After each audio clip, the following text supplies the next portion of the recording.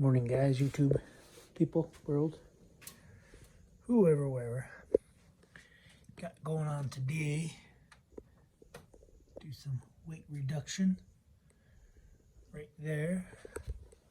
It's got the part from Rawtek. Show you guys what I got. Oil supply shortage, by the way, guys. So ordered me 8 quarts of Rotella T4. Tried ordering some T6 this morning, but order did not go through because it said, I think it said 10 in stock. I put 6 in the cart, went to order 6, and it said items not available. So this is what we got.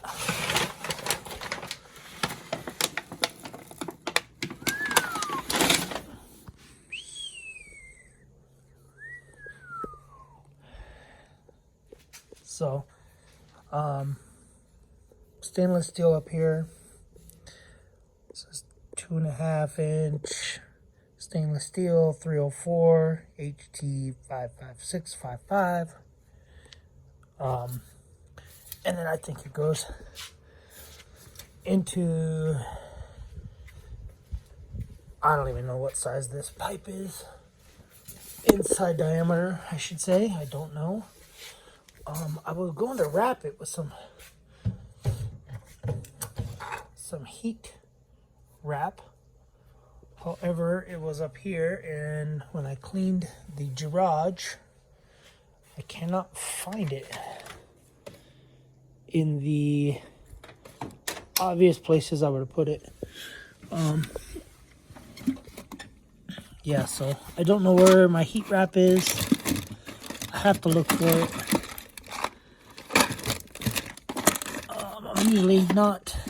I usually don't misplace stuff, especially knowing that I was going to put it on this. So anyway, I've lost it. I've lost the heat wrap. Might have to pick some up. But yeah, it's pretty chilly out here. Pretty chilly, and yeah, I gotta get under there, undo 3 bolts, and then undo those 3 bolts. And what I'm going to do is I'm going to trace these sensors to where they plug into. I know some people, like this sensor, plugs all the way into here, but I think I retain that sensor, I believe. It looks like I do. So that sensor I'll leave plugged in. The other sensors, because I don't really want to take them off. I don't want to take them off the catalytic converter. So yeah, it looks like these two are wired together, and I will just keep this sensor here. I'll just unbolt that. I'm going to bolt it first before I unbolt the pipe, so it's easier. So I'll take this sensor out, lay it to the side. I'm going to leave this, I'm assuming that's a probe, exhaust probe, temp sensor. I'm going to leave that in there. I'm going to leave this in there, and then I'll just disconnect it. Looks like it's an orange plug back there. So some people take these out and then they'll tape them. However, they're heated O2 sensors. I know they turn the sensors off. They turn stuff off in the tune, but I don't want moisture and whatever else trapped in that sensor, so I'd rather just take the whole sensor, the whole exhaust off. So anyway, I'm gonna get to it, and once I get it out, I'll show you guys what I did. Okay, we got it out.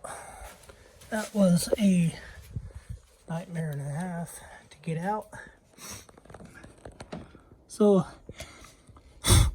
what you have to do, or what I did, is I took the plastic piece off of here, which is this. I ended up having to, I'll go back. I ended up having to take the O2 sensor out And it looks like a pressure sensor, since it's that. It doesn't look like a probe. And then you have to take this out, which is 2 screws, 1 screw there, and 1 screw right there. You take that out, you have to fish all these lines, hoses out. The connectors back there were a pain in the butt to get to. It's not the orange one like I thought. It's a brown one and a black one. So the orange one goes to, I don't know, somewhere else. Anywho, yeah, I don't know what that is. It's probably from the engine shield sitting on there. That's cutting through. I'm gonna wrap that with some more tape so it doesn't cut through. Anyway, yeah, so I ended up taking all the sensors out except for one, which might be the temp sensor. So I left this one in. This one is a, it just spins on. So the whole thing doesn't have to spin. It spins a little bit, but then it's just a nut. I checked the turbo. The turbo is free spinning. No in and out play, no side to side shaft play. So my turbski's good. So anyway, yeah, it was a nightmare. You have to, it's like this. You have to take it and twist it. So the mount right there, that's why you have to take this plastic off, or that's why I took it off, because it wants to come and the whole thing wants to roll this way on top of there, on top of this, on top of these little heated lines or temperature, I don't know if they're what they are, but I'm sure there's some type of either coolant lines or something that has the heat shields on them. And then I think this one's the PCV crossover or something to do with that, EGR of some sort. Anyway, it was a nightmare. It took me probably an hour, so you're gonna have to excuse the wind. It's very windy. Do a little comparison, so you can see where the turbo mounts to, which is this line. That's the turbo exhaust side, because this is where the gasket sits. You can see it's a lot bigger. So basically this opening here is pretty much the full opening. And then you can see we come into some kinks. It's very, very small tubing. Small, probably like 2-inch max. 2-inch tubing. And then, you know, you got almost probably like a 75 degree, and then almost a 90 degree right here. And then, you know, it's all good going out. Whereas this is pretty much free flowing. So I did leave this sensor in. If you can reach it, I'd recommend taking it out, because it did hang up on a couple of the hoses on the firewall. So anyway, yeah, so I'm gonna throw this thing in, and I'll show you guys once it's in. But I ended up having, probably didn't have to, but I ended up taking the DPF delete pipe out and all that junk, but I didn't have to, I don't think. I just couldn't get it. I was trying to drop it down and then rotate it so that I can get it on that side of the turbo, but then everything bound up on this side, so then, I don't know. It was a nightmare. So I ended up just taking that plastic off. So if you're doing this, just take that plastic off, and you're gonna have to fight it and twist it and take all your sensors out. I know I said earlier I'm gonna leave them all in, but I thought this thing would just go whoop, but no, that was not the case. You have to rotate it, come out, rotate it, come out, and then like lean it this way and out that way. Anyway, let me throw this beast in here and get done with this project. So I'll show you guys when I come back.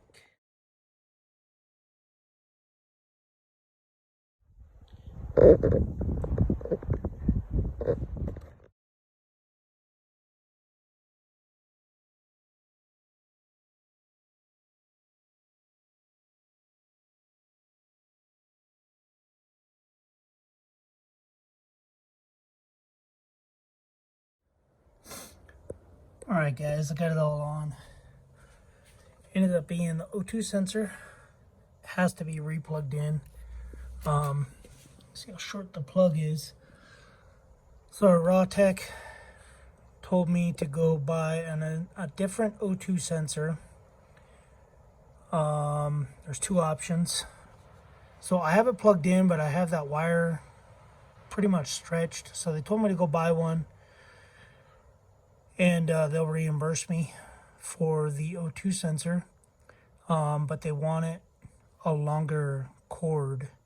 So I don't know if it would have been better if they would have put the O2 sensor bung on the other side back there. But he said it's like 1 out of every 100 they sell. The harness is too short, which is why I thought that this. So I ended up taking that one off. I thought it went there and it wouldn't fit. The threads wouldn't fit. So I called them to make sure. They answered like quick. So he was just like, yeah, just go get another O2 sensor with a longer cord. So I measured this one. This one's 18 inches. It's like 18.5 inches. Maybe I'll call it 19 inches. So if I go buy one, has a longer cord, maybe 2 feet, it'll connect back into its original spot. Then I don't have to worry about yanking on that wiring over here.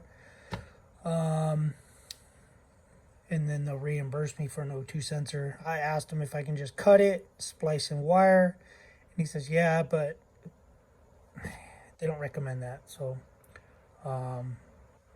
anyway, and I didn't want to cut up a factory O2 sensor, so I'm probably going to go get a Denso whatever O2 sensor from the auto parts store, plug it in, see if it works. Hopefully it works. So anyway, got the exhaust all bolted in. It's kind of a pain in the butt, but it is what it is. Oh, I was about to run the light over. So we got the bolts hooked up to the flex pipe. I got those hangers connected, and this is a Darkside Development.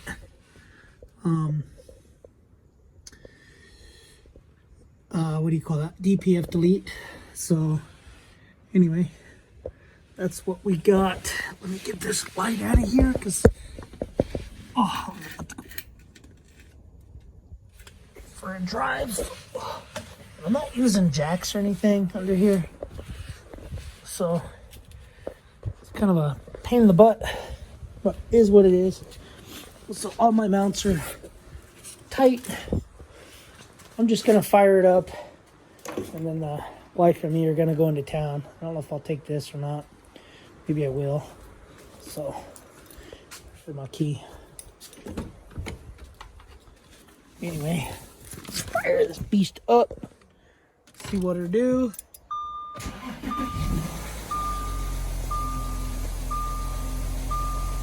Yep, sounds like an Audi.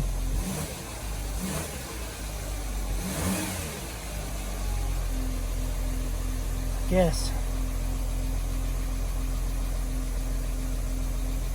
Anyway, I'm gonna let it run for a little bit. Oh.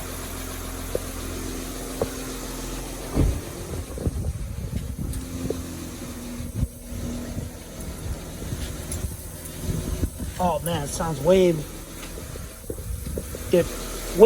no different. Anyway, guys, I'm gonna button it up. I think we're gonna take this. I don't know if you can hear. I think we're gonna take the Audi.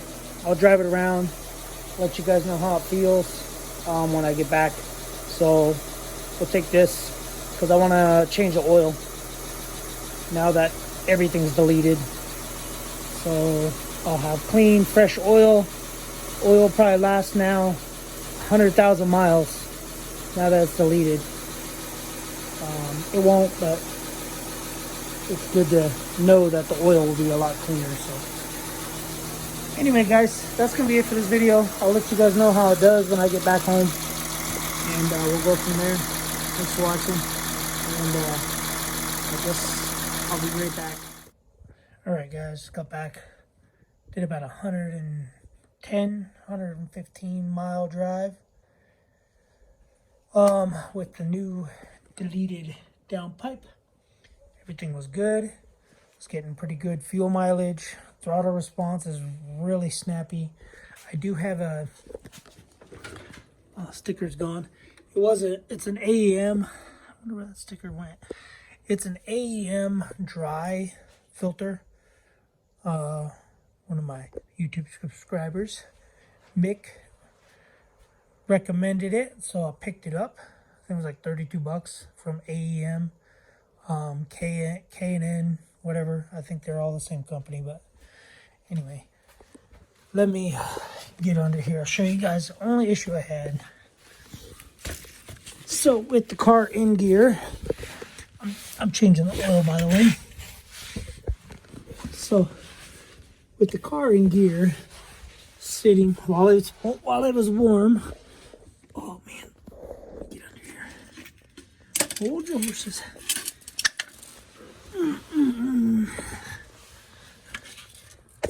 All right. Oh, you're stuck. I think that's about right. So it's getting all kinds of vibration, and we got home. Had the wife put the car in drive.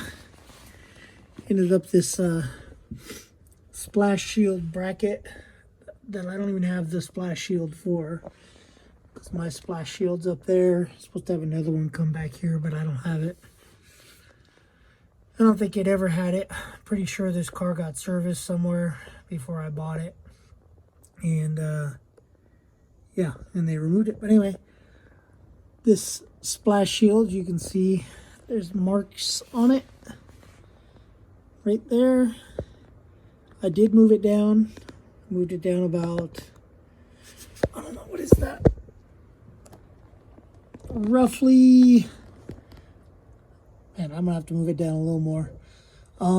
That's probably about 3/8 of an inch, maybe 1/4 inch, 3/8 of an inch.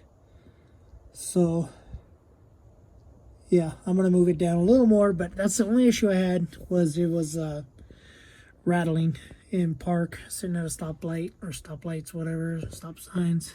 But other than that, with the tune, everything, super responsive, like it's just instant. So anyway, looks like the oil's all drained. So this is a stall bus drain, quick drain. These things are the coolest little inventions.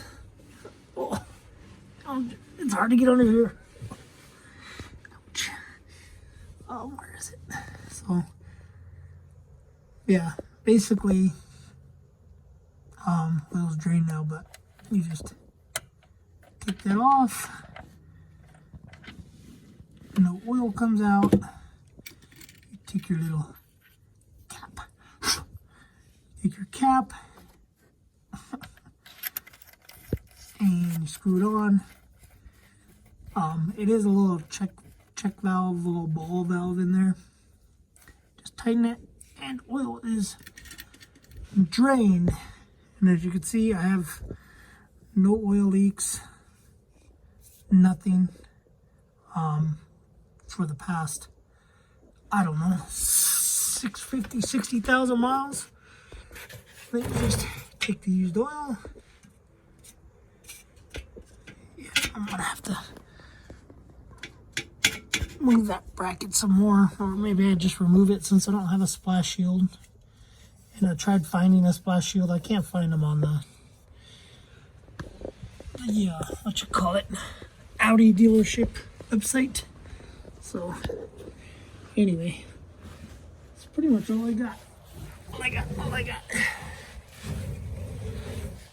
So no jacks, no changing the oil, no jacks, and no 1500 screws.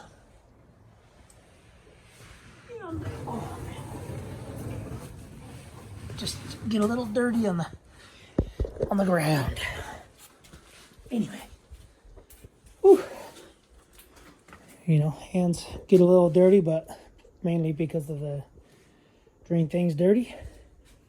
We pop the oil filter out, oil cap, and now I could pretty much use whatever oil I want because there's no DPF, there's no DEF, or no DEF, no DPF, no catalytic converter. So the 00 or 50700 recommended oil that you need to use for these because of the particulate filter and because of all the other junk.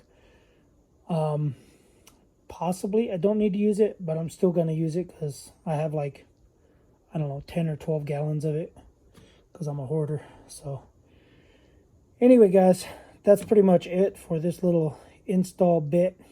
Yeah, I didn't have any check engine lights or anything on for that O2 sensor, so I think I'm good. I don't want to burn Rawtek of $285 for an O2 sensor. So I'm just going to leave it as it is, zip tied. It's holding.